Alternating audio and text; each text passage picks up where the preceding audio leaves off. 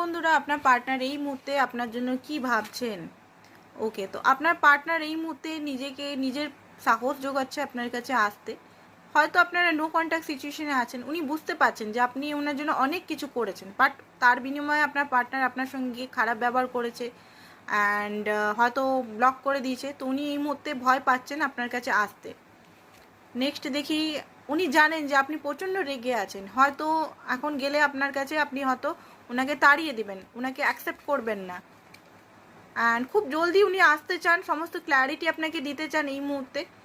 আর উনি আর তস হইতে পারছেন না আপনার সঙ্গে না কথা বলে। অনেক দিন ওনার হিলিং চলছিল অ্যান্ড ওনার হয়তো হেলথ ইস্যুও চলছিল।